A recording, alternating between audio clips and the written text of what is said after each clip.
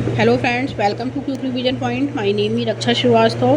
Friends, आज हम UGC NET paper first में कम्युनिकेशन चैप्टर से इंपॉर्टेंट क्वेश्चन को डिस्कस करेंगे, जो कि फ्रेंड आने वाले यूजीसी नेट एग्जाम के लिए इंपॉर्टेंट है। तो स्टार्ट करते हैं। फर्स्ट क्वेश्चन क्या है? संप्रेषण के संगणनात्मक क्षेत्र में निम्नलिखित में से किससे संबंधित मामले शामिल हैं? तो संप्रेषण के संगणनात्मक क्षेत्र में निम्नलिखित में से किससे संबंधित मामले शामिल हैं? ए है संवेग, बी है ज्ञान, सी है भ्रांति एंड डी है पलायनवाद। तो इसमें जो है कि संप्रेषण के संगणनात्मक क्षेत्र में निम्नलिखित में से किससे संबंधित मामले शामिल हैं? वो ज्ञान से जो है संबंधित मामले शामिल हैं। ओके, राइट आंसर बी हो जाएगा। नेक्स्ट क्वेश्चन देखेंगे। किसी कक्षा में विद्यार्थी को एक प्रभावी श्रोता होना चाहिए, उसे फिल इन दी ब्लैंक्स ध्यान रखना चाहिए।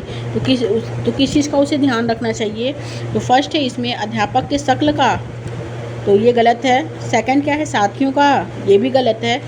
थर्ड क्या है? अकादमिक पार्ट का। एंड फोर्थ है संप्रेषण विकर्षणों का। ओके, क्योंकि किसी कक्षा में विद्यार्थी को एक प्रभावी श्रोता होना चाहिए, तो उसे अकादमिक पार्ट का और संप्रेषण विकर्षणों का क्या करना चाहिए? ध्यान रखना चाहिए। तो थर्ड और फोर्थ क्या है इसमें? राइट आंसर हो जाएगा। तो करेक्ट आंसर इसमें डी हो जाएगा। नेक्स्ट क्वेश्चन देखेंगे। चूँकि अन्य लोगों के साथ सर्वाधिक अन्योन्य क्रिया अति सतही स्तर पर होती है, इसलिए अच्छी फिल इन द ब्लैंक्स करना काफ़ी कठिन हो जाता है। तो ए है इसमें मार्ग सुधार, बी है पूर्वानुमान, सी है कार्य एंड डी है घोषणाएं। तो राइट आंसर जो होगा वो बी हो जाएगा, पूर्वानुमान। ओके, नेक्स्ट क्वेश्चन देखेंगे। आम संप्रेषण और कक्षा में होने वाले संप्रेषण में सूचना एवं विषय वस्तु के प्रक्रमण प्रक्रिया को कहा जाता है। ए है औचित्य स्थापन, बी है गेट कीपिंग, सी है विषय सामग्री सुधार एंड डी है वन प्ले फ्लोर। तो आम संप्रेषण और कक्षा में होने वाले संप्रेषण में सूचना एक विषय वस्तु के प्रक्रमण प्रक्रिया को जो है वो क्या कहा जाता है? तो वो कहा जाता है गेट कीपिंग कहा जाता है।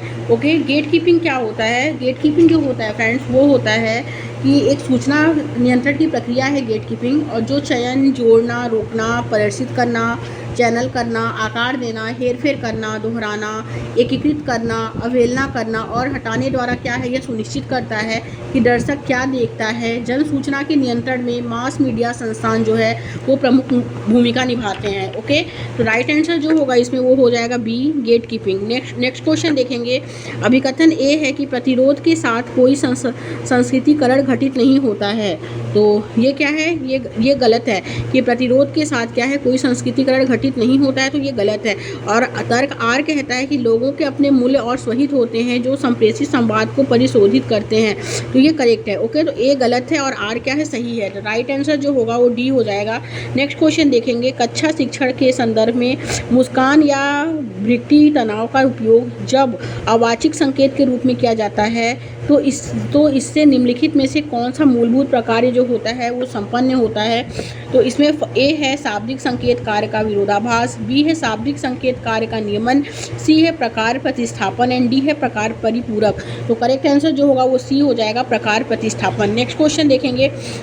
नीचे दो सूचियां दी गई हैं, जिनमें सूची फर्स्ट में संप्रेषण में संलिप्त श्रोता के प्रकार का उल्लेख है, जबकि सूची सेकंड में उनकी विशेषता दी गई है। तो सूची फर्स्ट है संप्रेषण में शामिल श्रोता के प्रकार और सूची सेकंड क्या है? विशेषताएं। ओके, तो इसमें जो है कि गैर श्रोता क्या होता है? गैर श्रोता जो होता है वो होता है संप्रेषित सूचना के प्रति ये यदा कदा ही ध्यान देता है। ए का क्या हो जाएगा? 4 हो जाएगा। ओके, ए का जो होगा फ्रेंड इसमें कि गैर श्रोता जो होता है वो अपेक्षित जानकारी के अलावा अन्य जानकारी में लिप्त हो जाता है। ए का फर्स्ट हो जाएगा। सीमांत श्रोता जो होता है वो होता है संप्रेषित सूचना के प्रति यदा कदा ही ध्यान देता है। ओके, बी का 4 हो जाएगा। और मूल्यांकक श्रोता जो होता है वो होता है संप्रेषण के संदर्भ में अर्थगर्भिता का प्रसंस्करण किए बिना जो है ही जानकारी प्राप्त करता है। सी का सेकंड हो जाएगा। और सक्रिय श्रोता जो होता है वो निहितार्थ को समझने की दृष्टि से सूचना की प्रासंगिकता को क्या करता है? परखता है। डी का 3rd हो जाएगा। तो ए का जो होगा वो होगा फर्स्ट, बी का 4 हो जाएगा, सी का सेकंड हो जाएगा और डी का 3rd हो जाएगा। ओके, तो करेक्ट आंसर इसमें हो जाएगा फ्रेंड डी ऑप्शन इसमें राइट हो जाएगा। ओके, नेक्स्ट क्वेश्चन देखेंगे। नेक्स्ट क्वेश्चन क्या है? अवाचिक संप्रेषण मुख्यतः होता है, अवाचिक संप्रेषण जो होता है मुख्यतः कैसा होता है? ए है यांत्रिक, बी है समावयवी, एंड सी है असंरक्षित, एंड डी है संरक्षित। तो जो होता है कि अवाचिक संप्रेषण मुख्यतः होता है, कैसा होता है? तो वो होता है असंरक्षित। ओके, सी ऑप्शन करेक्ट हो जाएगा। नेक्स्ट क्वेश्चन देखेंगे, एक अच्छे संप्रेषण में को निम्नलिखित में से किस स्थान का अनुसरण करना चाहिए? एक अच्छे संप्रेषण को निम्नलिखित में से किस स्थान का अनुसरण करना चाहिए? ए है उसे संगठित रहना चाहिए, बी है उसे दृश्य सामग्री के उपयोग से बचना चाहिए, सी है थर्ड है उसे अधिक नायकवादी होना चाहिए, एंड फोर्थ उसे माध्यम से सामंजस्य स्थापित करना चाहिए, एंड फिफ्थ है उसे कहानी कहने की विधा को वरीयता देनी चाहिए। तो एक जो है अच्छे संप्रेषणकर्ता को निम्नलिखित में से किस सिद्धांत का क्या करना चाहिए? अनुसरण करना चाहिए। तो वो उसे संगठित रहना चाहिए और उसे माध्यम से सामंजस्य स्थापित करना चाहिए और उसे कहानी कहने की विधा को वरीयता देनी चाहिए। ओके, पहला, चौथा और पांचवा राइट आंसर हो जाएगा, तो करेक्ट आंसर डी हो जाएगा। ओके, नेक्स्ट क्वेश्चन देखेंगे फ्रेंड। नेक्स्ट क्वेश्चन है, निम्नलिखित में से किस तत्वों को कक्षा में अच्छे संप्रेषण के लिए अपनाना चाहिए? निम्नलिखित में से किस तत्व को कक्षा में अच्छे संप्रेषण के लिए अपनाना चाहिए? तो किस तत्व को अपनाना चाहिए? ए है इसमें मूर्तता, फर्स्ट है मूर्तता, सेकंड है शिष्टाचार, थर्ड है अड़ंगेबाजी, फोर्थ है काल्पनिकता, एंड फिफ्थ है सुसंगति। तो जो है इसमें कि जो उसे अच्छे संप्रेषण के लिए अपनाना चाहिए कक्षा में, तो वो है मूर्तता, फिर है शिष्टाचार, फिर है इसमें सुसंगति को क्या करना चाहिए? अपनाना चाहिए। ओके, तो करेक्ट आंसर सी हो जाएगा। नेक्स्ट क्वेश्चन देखेंगे, कक्षागत परिस्थिति में संप्रेषण करते समय निम्नलिखित में से कौन से उपागमों को सर्वाधिक उपयुक्त माना जाता है? कौन से उपागमों को सर्वाधिक उपयुक्त माना जाता है? कक्षागत परिस्थिति में संप्रेषण करते समय निम्नलिखित में से कौन से उपागमों को सर्वाधिक उपयुक्त माना जाता है? ए है दृढ़ एवं अनुरूपात्मक, बी है तकनीकी एवं आधिपत्यकारी, सी है निजी एवं अनुसरणकारी, डी है तदनुभूतिक एवं प्रयोजनवादी। तो राइट आंसर जो होगा इसमें डी हो जाएगा, तदनुभूतिक एवं प्रयोजनवादी। ओके, नेक्स्ट क्वेश्चन देखेंगे, निम्नलिखित में से कौन संप्रेषण में पराभाषिक कहलाते हैं? दिए गए कूट में से अपना उत्तर चुनिए। कौन जो होते हैं वो संप्रेषण में पराभाषिक कहलाते हैं?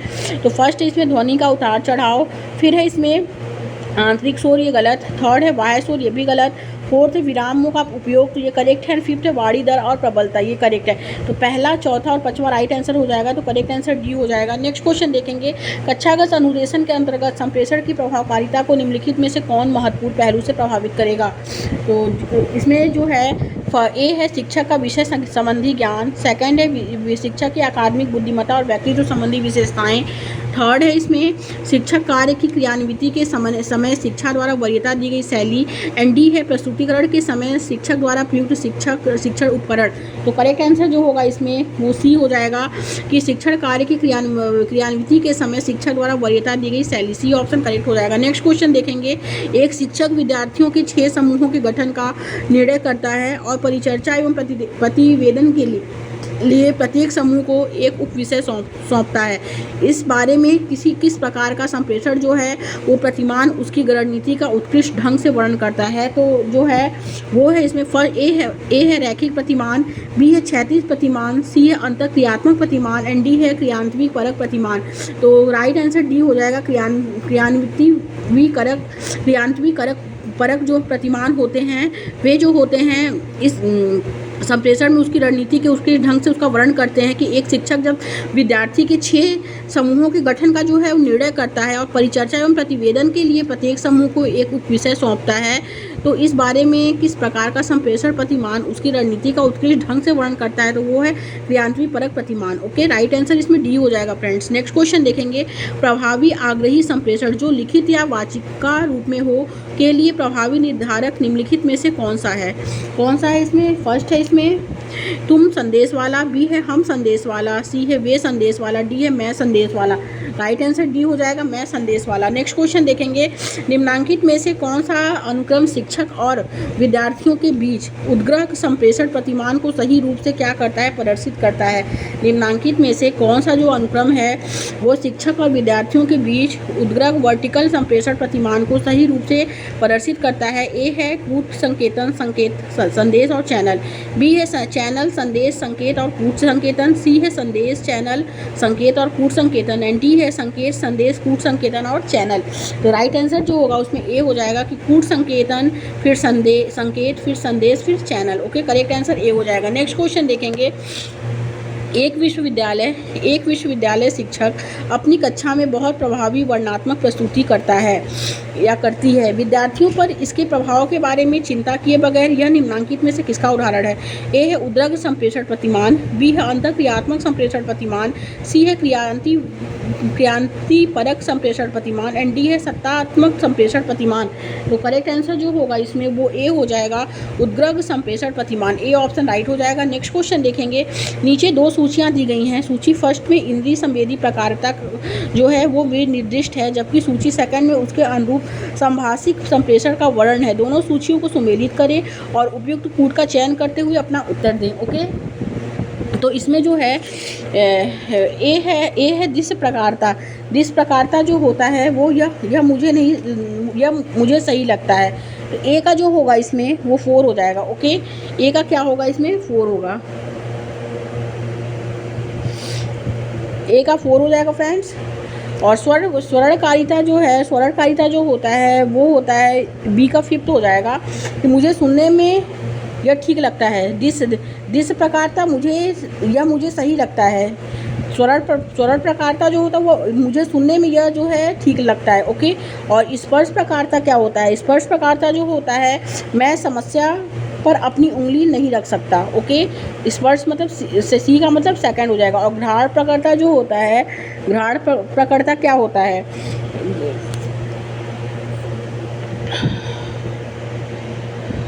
घ्राण प्रकर्ता होता है कि यह मुझे सही लगता है। ओके, घ्राण प्रकर्ता जो होता है फ्रेंड्स वो होगा कि कुछ सड़ांध है। घ्राण प्रकर्ता कुछ सड़ांध। और रस प्रकर्ता जो होता है इसका फर्स्ट हो जाएगा कि इससे मेरे मुंह में बुरा स्वाद आता है। तो दृश्य प्रकारता जो होता है यह मुझे सही लगता है। ओके, मतलब देखने में सही लगता है या गलत लगता है। तो दृश्य प्रकारता क्या है कि यह मुझे सही लगता है। ओके, तो ए का 4 हो जाएगा। स्वरण प्रकारता जो होता है इसका जो हो जाएगा 5 हो जाएगा कि ये मुझे सुनने में यह ठीक लगता है। बी का 5 हो जाएगा। स्पर्श प्रकारता जो होता है ये होता है कि मैं अपनी उंगली मैं अपनी समस्या पर अपनी उंगली नहीं रख सकता हूँ। ओके, तो सी का सेकंड हो जाएगा। और घ्राण प्रकारता जो होता है कुछ सड़ांध है, डी का जो हो जाएगा 3rd हो जाएगा। और रस प्रकारता जो होता है इससे मेरे मुंह में बुरा स्वाद आता है, ई का 1st हो जाएगा। तो राइट आंसर जो होगा वो ए हो जाएगा। ओके, नेक्स्ट क्वेश्चन देखेंगे। नेक्स्ट क्वेश्चन क्या है? निम्नलिखित में से कौन कक्षा क्रियान्विति में कुसंप्रेषण का एक सशक्त संसूचक है? ए है विषय के प्रति प्रासंगिक प्रश्नों की झड़ी, बी है अधिकांश विद्यार्थियों का उबासी लेना, सी है विद्यार्थियों द्वारा स्वउद्देश्य और प्रतिभागी संचलन, डी है विषय के प्रति अप्रासंगिक प्रश्नों की जो होता है झड़ी। तो करेक्ट आंसर जो होगा इसमें वो डी हो जाएगा, विषय के प्रति अप्रासंगिक प्रश्नों की झड़ी। राइट आंसर डी हो जाएगा। नेक्स्ट क्वेश्चन देखेंगे। किस संप्रेषण प्रतिमान में स्वर को महत्वपूर्ण चर के रूप में प्रवर्तित किया जाता है?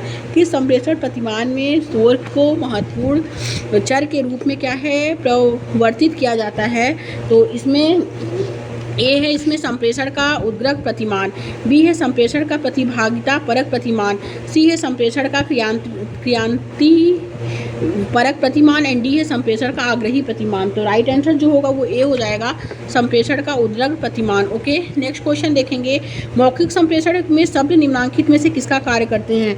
मौखिक संप्रेषण में जो शब्द होते हैं वो निम्नलिखित में से किसका कार्य करते हैं? ए है रिक्त स्थान पूरक का, सेकंड है अलंकारिक का, 3rd है संकेतक का एंड 4th निष्क्रिय अवरोधक का। राइट आंसर सी हो जाएगा, संकेतक का कार्य करते हैं। नेक्स्ट क्वेश्चन देखेंगे। आधुनिक शैक्षिक संप्रेषण को किस रूप में वर्णित किया जाता है? तो किस रूप में इसमें वर्णित किया जाता है? ए है प्रयोजन मूलक के रूप में, बी है गैर वितरणात्मक रूप में, सी है अपरिमेय के रूप में, डी है दूर दर्शनात्मक के रूप में। तो आधुनिक शैक्षिक संप्रेषण को किस रूप में वर्णित किया जाता है? तो वो इसमें सी ऑप्शन राइट हो जाएगा, अपरिमेय के रूप में क्या कहता है वर्णित किया जाता है। ओके, नेक्स्ट क्वेश्चन देखेंगे। प्रभावी कक्षागत संप्रेषण से विद्यार्थी क्या आत्मसात कर सकते हैं? तो ए है इसमें फर्स्ट है ज्ञान, और सेकंड है विषय वस्तु, 3rd है अभिव्यक्ति एंड 4th है भाषा प्रवृत्ता को क्या कर सकते हैं विद्यार्थी आत्मसात कर सकते हैं। क्यों? और निष्क्रियता संवेदनशीलता और प्रतिरोध के स्वरूप ये गलत है। ओके, तो पहला, दूसरा, तीसरा, चौथा राइट हो जाएगा फ्रेंड्स, तो ए ऑप्शन इसमें करेक्ट हो जाएगा। नेक्स्ट क्वेश्चन देखेंगे, संप्रेषण से जुड़े विद्यार्थी के चुनौतीपूर्ण व्यवहार क्या है। संप्रेषण से जुड़े विद्यार्थियों के चुनौतीपूर्ण व्यवहार हैं, क्या हैं? ये फर्स्ट है इसमें उद्देश्य परक चुनौतियाँ, तो ये गलत है। सेकंड है महत्वपूर्ण चुनौतियाँ, ये भी गलत है। थर्ड है प्रक्रियात्मक चुनौतियाँ, करेक्ट। फोर्थ है मूल्यांकन चुनौतियाँ, ये भी करेक्ट। फिफ्थ है व्यवहारिकता संबंधी चुनौतियाँ, ये भी करेक्ट है। सिक्स है शक्ति संबंधी चुनौतियाँ, ये भी करेक्ट है। तो तीसरा, चौथा, पाँचवां और छठवां राइट आंसर हो जाएगा, तो सी ऑप्शन इसमें करेक्ट हो जाएगा। नेक्स्ट क्वेश्चन देखेंगे। नेक्स्ट क्वेश्चन है कक्षागत संप्रेषण जो होता है, कक्षागत संप्रेषण का आधार क्या होता है। कक्षागत संप्रेषण का आधार क्या है? तो ए है इसमें श्रोता बिखराव, बी है गैर सूचनात्मक संकेत, सी है ध्यान विचलन एंड डी है श्रोता का गहन संकेंद्रण। तो कक्षागत संप्रेषण का आधार जो होता है वो ध्यान विचलन होता है। ओके, सी ऑप्शन इसमें राइट हो जाएगा। नेक्स्ट क्वेश्चन देखेंगे, प्रतिपुष्टि कक्षा संप्रेषण प्रक्रिया को बनाती है, क्या बनाती है? तो फर्स्ट है इसमें रेखीय, तो ये गलत है। सेकंड क्या है, वृत्ति बनाती है। थर्ड है पूर्ण बनाती है एंड फोर्थ है अंतःक्रियात्मक बनाती है और संगठित नहीं बनाती है। तो दूसरा, तीसरा, चौथा राइट हो जाएगा, तो राइट आंसर ए हो जाएगा। नेक्स्ट क्वेश्चन देखेंगे, कक्षा संप्रेषण की आदर्श प्रस्तुति में शामिल होता है, क्या शामिल होता है? तो फर्स्ट है इसमें कि टेलीफोन, ये गलत। सेकंड है ईमेल, ये भी गलत। थर्ड, सी है ग्राफिक्स एंड फोर्थ है स्क्रिप्टिंग, तो स्क्रिप्टिंग गलत, ग्राफिक्स सही है। कक्षा संप्रेषण की आदर्श प्रस्तुति में जो होता है वो ग्राफिक्स शामिल होता है, सी ऑप्शन राइट हो जाएगा। नेक्स्ट क्वेश्चन, कक्षा संप्रेषण के संबंध में अंतर्वैयक्तिक शक्ति के प्राथमिक आधार क्या होते हैं? तो प्राथमिक आधार क्या है? फर्स्ट है अपीड़क शक्ति, सेकंड है पुरस्कार शक्ति, थर्ड है बोधभुक शक्ति एंड फोर्थ है वैध शक्ति, फिफ्थ है मनोरंजनात्मक शक्ति, गलत है। तो पहला, दूसरा, तीसरा, चौथा राइट हो जाएगा, तो राइट आंसर डी हो जाएगा। नेक्स्ट क्वेश्चन देखेंगे, अभिकथन ए कहता है कि कक्षा संप्रेषण में अच्छा पूर्वानुमान लगाना कठिन हो जाएगा। कक्षा संप्रेषण में अच्छा पूर्वानुमान लगाना क्या हो जाएगा? कठिन हो जाएगा, बिल्कुल करेक्ट है। और तर्क आर है कि यह उस समय होता है जब विद्यार्थियों के साथ बातचीत सतही स्तर पर होती है, तो ये भी करेक्ट है। तो ए और आर दोनों सही है और आर जो है ए की सही व्याख्या है, तो करेक्ट आंसर इसमें ए हो जाएगा friends. Next question correct answer जो है इसमें ए हो जाएगा। ओके, तो थैंक यू फ्रेंड्स।